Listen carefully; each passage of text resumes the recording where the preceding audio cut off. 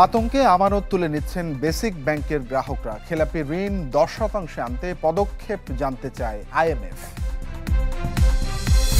কেউ বাংলাদেশি পণ্যের স্বীকৃতি দাবি করলে আইনি লড়াইয়ে যাওয়ার হুঁশিয়ারি শিল্পমন্ত্রীর। 14 পণ্যের সনদ বিতরণ। সপ্তাহের শেষ কার্যদিবসেও বড় পতন পুঁজিবাজারে। সূচক লেনদেন কমেছে 2 স্টক এক্সচেঞ্জে। দর্শক শুভেচ্ছা, আপনাদের সবাইকে আমন্ত্রণ। ফার্স্ট সিকিউরিটি ইসলামী ব্যাংক পিএলসি বিজনেস 24-এ শুনছিলেন শিরোনাম, সঙ্গে আছি তানফির আহমেদ। ভিগো ওয়্যার গার্ড প্রয়োজন মতো বাঁকানো যায়, অধিক চাপেও ভাঙে না। ভিগো। পুরো খবর। ব্যাংক একীভূতকরণের খবরে জমা রাখা অর্থ তুলে নেবার প্রবণতা বেড়েছে গ্রাহকদের মাঝে, আর এতে সবচেয়ে বেশি চাপে পড়েছে রাষ্ট্রীয় মালিকানাধীন বেসিক ব্যাংক। প্রতিষ্ঠানটির গ্রাহকরা বলছেন, সঞ্চয় হারানোর ভয়ে উত্তোলন করে নিচ্ছেন আমানতের অর্থগুলো। আর পূর্ণ প্রস্তুতি না নিয়ে একীভূতকরণের প্রক্রিয়া শুরু করাতেই এমন পরিস্থিতি বলছেন বিশ্লেষকরা। মাসুমিয়ার প্রতিবেদনে বিস্তারিত। 2007 সাল থেকে বেসিক ব্যাংকের কারণবাজার শাখায় হিসাব খোলেন ব্যবসায়ী মোহাম্মদ জানে আলম। আমানতের সাথে রয়েছে ব্যাংকটিতে ঋণও। সম্প্রতি বেসরকারি খাতের সিটি ব্যাংকের সাথে বেসিকের একীভূতর খবরে আতঙ্কিত তিনি। এসেছেন আমানতের অর্থ তুলে নিতে। সরকারি ব্যাংকে যখন মানুষের আমানতগুলো থাকে, তখন গ্রাহকদের একটা নিশ্চয়তা থাকে যে এই ব্যাংক কিছু হলে সেটা সরকার দেখবে। আর বেসরকারি ব্যাংকের প্রতি হয়তো বা মানুষের ততটুকু আস্থা নেই, এই জন্য হয়তো আমরা একটু আতঙ্কে আছি। আমানত হারানোর একই ভয়ে ব্যাংকটির এক যুগের গ্রাহক প্রকৌশলী ইলিয়াস আলীরও। আমানত তুলে নিতে চাচ্ছে অনেক সরকারি প্রতিষ্ঠানও। একত্রীকরণ করে সেই ক্ষেত্রে যত দ্রুত সম্ভব যদি করে এবং এই ম্যানেজমেন্টটা যদি আরও ডিটেলভাবে ক্লিয়ার করে, তাহলে আমি এবং আমার মতো যারা কাস্টমার আছে সবাই উপকৃত হবে এবং এই কনফিউশনটা দূর হবে। একীভূতকরণের খবরে সম্প্রতি 2000 কোটি টাকার বেশি আমানত উঠিয়ে নেয় বেসিক ব্যাংকের গ্রাহকরা। আমানত উত্তোলনের বাড়তি চাপ পড়েছে একীভূত হওয়া অন্যান্য ব্যাংকসহ পুরো ব্যাংক খাতেই। বাংলাদেশ ব্যাংকের হিসাবে জানুয়ারির তুলনায় ফেব্রুয়ারিতে আমানতের প্রবৃদ্ধি মাত্র 1%।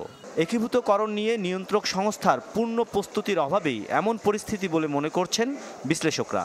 কোন ব্যাংকটা কার সাথে অধিগ্রহণ করবে সেটা করার আগে কেন্দ্রীয় ব্যাংকে বা নিয়ন্ত্রণকারী কর্তৃপক্ষে যথেষ্ট প্রস্তুতি নিতে হবে, গাইডলাইন ঠিক করতে হবে। বাংলাদেশে যেটা এখন হচ্ছে, কেন্দ্রীয় ব্যাংকটা গাইডলাইন দিয়েছে, সেটা স্বয়ংসম্পূর্ণ না। নিরাপত্তা তো দিতে হবে, না দিলে পরে আমি কেন বেসিক ব্যাংক বা পদ্মা ব্যাংকে আমার টাকা রাখবো? সরকার যদি একটা প্রজ্ঞাপন দিয়ে বলতো বা বলে এখনও যে না, ডিপোজিটরদের কোনো ভয় নেই, মার্জিনের থ্রুতে ডিপোজিটরের কোনো ক্ষতি হবে না, তাহলে কিন্তু আর উইথড্রটা থাকবে না। আমানত উত্তোলনের চাপে টান পড়েছে ব্যাংকের নগদ অর্থেও। সম্প্রতি ব্যাংক খাতে বেড়েছে কলমানি রেটও। মাসুম মিয়া, চ্যানেল 24, ঢাকা। এদিকে আসছে 2026 সালের জুনের মধ্যে সরকারি ব্যাংকগুলোর খেলাপি ঋণ 10% নামিয়ে আনার লক্ষ্যে কী ধরনের পদক্ষেপ নেওয়া হয়েছে তা জানতে চেয়েছে আন্তর্জাতিক মুদ্রা সংস্থা আইএমএফ। একই সময়ে বেসরকারি ব্যাংকের খেলাপি ঋণ 5% নিয়ে আসার কথাও বলছে তারা। বৃহস্পতিবার আর্থিক প্রতিষ্ঠান বিভাগের সচিব শেখ মোহাম্মদ সলিমুল্লাহর সঙ্গে বৈঠক করে সংস্থাটির সফররত প্রতিনিধি দল। তারা পুঁজিবাজারের সক্ষমতা ফেরানোর উদ্যোগও জানতে চেয়েছেন। এমন একটা সময়ে এই বৈঠক অনুষ্ঠিত হলো যখন সবচেয়ে খারাপ সময় পার করছে দেশের ব্যাংকিং খাত। অর্থনৈতিক সংকট ও ভবিষ্যৎ ঝুঁকি মোকাবেলায় আইএমএফের কাছ থেকে $470 কোটি ঋণ নিচ্ছে বাংলাদেশ। আর ঋণের তৃতীয় কিস্তির $68 কোটি পাবার আগে শর্ত পূরণের অগ্রগতি পর্যবেক্ষণ করছে এই সংস্থাটি।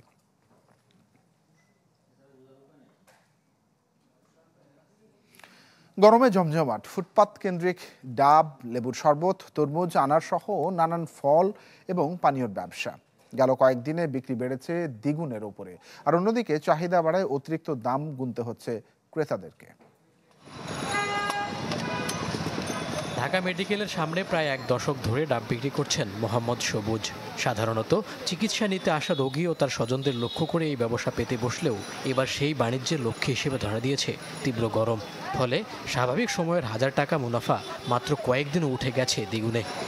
সপ্তাহ 10 দিন আগে একটা ডাব আমরা যদি 60 টাকা কিনতাম তাহলে 80 টাকা বিক্রি করতাম, কিন্তু এখন একটা ডাব কিনা পড়ে 90 টাকা, 100 টাকা।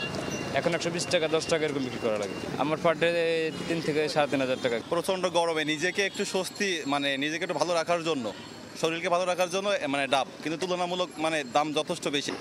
একই এলাকায় লেবুর শরবত বিক্রি করা মোহাম্মদ হোসেনের ব্যস্ততা এতটাই বেড়েছে যে দম ফেলবার সুযোগও পাচ্ছেন না কখনো কখনো। একের পর এক ক্রেতাকে চাহিদা মতো পানীয় সরবরাহ করতেই পার হয়ে যাচ্ছে পুরো দিন। তার মতে ঈদের ছুটি কাটিয়ে দোকান খোলার পর খুব বেশি ভিড় না থাকলেও বর্তমানে প্রতিদিন বিক্রি ছাড়িয়েছে 4,000 টাকা। বার্থডে মনে করেন 3 থেকে 4,000, কোনো সময় 5,000 এরকম মনে করেন চাহিদা হবে। আর আগে মনে করেন 2,000, 1,500 এরকম হইতো। গরমের তাপমাত্রা বেশি, এই কারণে মনে করেন সবাই ঠান্ডা খায়, শরবতটা পছন্দ করে। এখন ঢাকাতে টিকা যায় না, এখন যেভাবে বাঁচতে তো হবে, ঠান্ডা ঠান্ডা খাইয়ে যেভাবে বাঁচতে হবে। ডাব এবং শরবত ছাড়াও নানা রকম রসালো ফলের চাঙ্গা বিক্রি তীব্র গরমে। নগরীর বিভিন্ন প্রান্তের ফুটপাথে তারই ব্যবসা পেতে বসেছে অসংখ্য উদ্যোক্তা। আনারস, তরমুজ, শশা থেকে শুরু করে পেঁপে, গাজর, এমনকি নতুন বাজারে আসা কাঁচা আমের বিক্রি জমজমাট। মানুষের অবস্থা অনেক খারাপ গরমের তাপে, এই জন্য আমরা ব্যবসাও ভালো। 2,000, 1,500-1,200 টাকা এমন লাভ হয়। আগের থেকে বেশি হয় বেচা কিনা। গরমে আনারসের প্রতি চাহিদা বেশি। মেডিকেলের মধ্যে ছিলাম, মেডিকেলের মধ্যে বেরিয়ে এসে 1 গ্লাস শরবত খেলাম, একটা শসা কিনে খেলাম। তবে প্রায় প্রতিটি খাবার ও পানীয়তে বাড়তি দাম নেওয়ার অভিযোগ রয়েছে ক্রেতাদের, যেখানে সবচেয়ে এগিয়ে রয়েছে ডাব। মইনুল হাসান, চ্যানেল 24, ঢাকা। প্রতিযোগিতায় টিকে থাকতে জিআই পণ্যের সংখ্যা বাড়ানোর তাগিদ দিয়েছেন শিল্পমন্ত্রী নুরুল মজিদ মাহমুদ হুমায়ুন। 14টি পণ্যের সনদ বিতরণ অনুষ্ঠানে তিনি বলেন, বাংলাদেশের পণ্যের বিপরীতে কেউ জিআই দাবি করলে আইনি লড়াইয়ে যাবে সরকার। এ সময় আন্তর্জাতিক বাজার সম্প্রসারণে দেশীয় পণ্যের প্রচারণা বাড়ানোর তাগিদ দেন আলোচকরা। হাজার বছরের বাঙালি ঐতিহ্যের সাথে নিবিড়ভাবে সম্পৃক্ত এদেশের অসংখ্য পণ্য, যার গুণাগুণ, উৎপাদন প্রক্রিয়া ও ব্যবহারে জড়িয়ে কোটি মানুষের আবেগ। তবে এসব পণ্যের আন্তর্জাতিক স্বীকৃতি বা ভৌগোলিক নির্দেশক সূচক আদায়ে অগ্রগতি নেই খুব একটা, যে দুর্বলতার সুযোগ নেওয়ারও চেষ্টা করে অন্য দেশগুলো।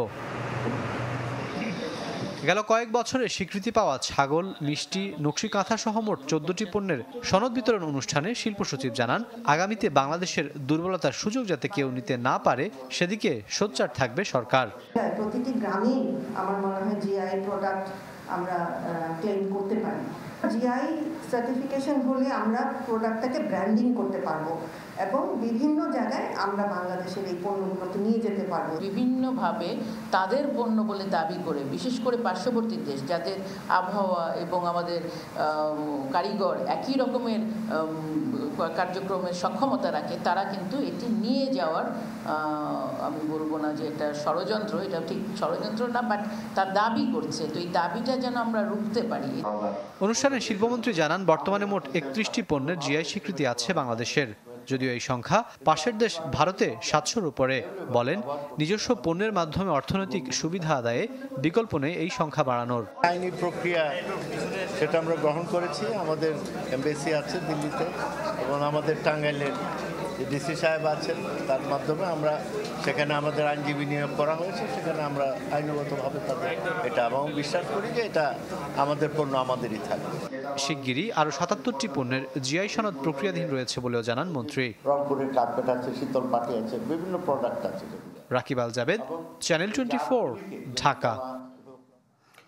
মাস্টার সেলস ও পারচেজ চুক্তির আওতায় খোলা বাজার থেকে 2 কার্গো এলএনজি কেনার অনুমোদন দিয়েছে ক্রয় সংক্রান্ত মন্ত্রিসভা কমিটি, যাতে ব্যয় হবে 934 কোটি টাকা। আইনমন্ত্রী আনিসুল হকের সভাপতিত্বে অনুষ্ঠিত বৈঠকে এই অনুমোদন দেওয়া হয়। এগুলো কেনা হবে সিঙ্গাপুরের ভিটল এশিয়া প্রাইভেট লিমিটেড এবং গানভর প্রাইভেট লিমিটেড থেকে। এছাড়া সৌদি আরব, রাশিয়া ও চীনের 3টি আলাদা প্রতিষ্ঠানের সাথে থাকা চুক্তি আওতায় মোট 1,20,000 টন ডিএপি সার ক্রয়ের অনুমোদন দেয় মন্ত্রিসভা কমিটি। এর বাইরে 30,000 টন টিএসপি ও একই পরিমাণ এমওপি সারের ক্রয় প্রস্তাব অনুমতি হয়। এইসব পণ্যই কেনা হচ্ছে কৃষি মন্ত্রণালয়ের জন্য।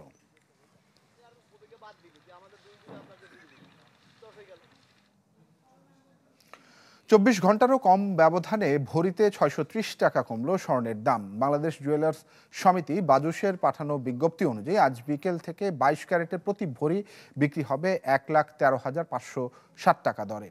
এর আগে বুধবার ভরিতে 2,100 টাকা কমিয়ে প্রতি ভরির দাম নির্ধারণ করা হয় 1,14,190 টাকা। এছাড়া দাম সমন্বয়ের ঘোষণা দেওয়া হয়েছে 21 এবং 18 ক্যারেট ও সনাতনী স্বর্ণের ক্ষেত্রেও। স্থানীয় ও আন্তর্জাতিক বাজারের সাথে তাল মিলিয়ে এই সমন্বয় করা হয়েছে বলে জানানো হয়।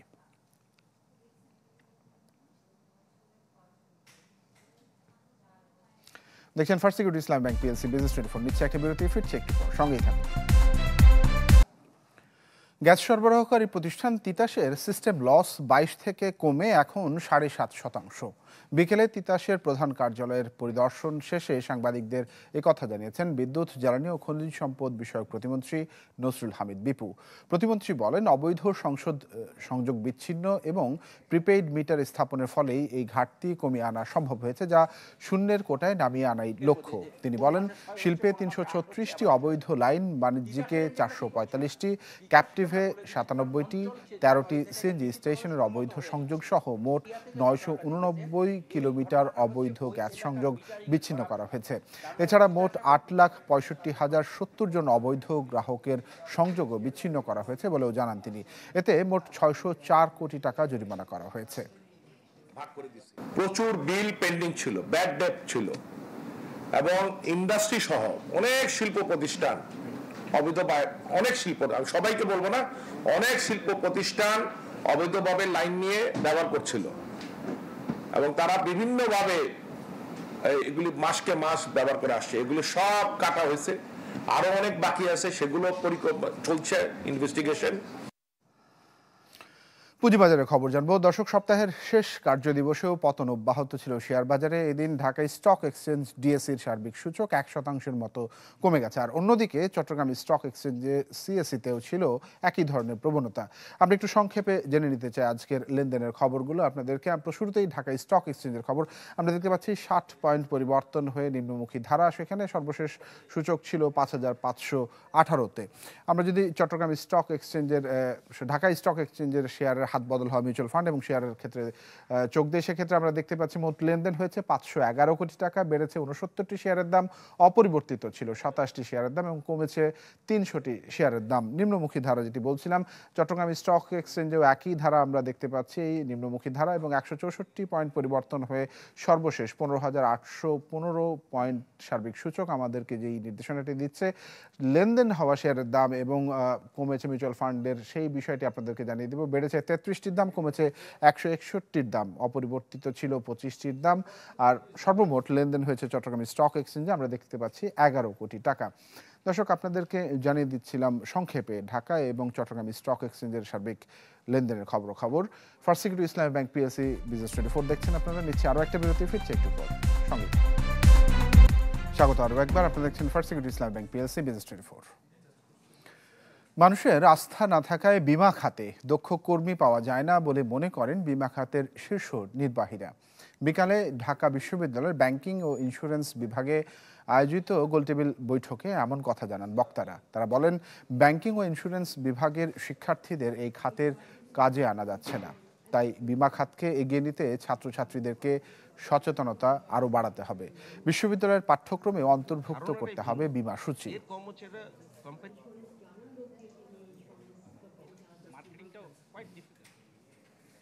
দর্শক, এই ছিল ফার্স্ট সিকিউরিটি ইসলামী ব্যাংক পিএলসি বিজনেস 24 এখনকার আয়োজন। সঙ্গে থাকে আপনাদের সবাইকে অনেক ধন্যবাদ।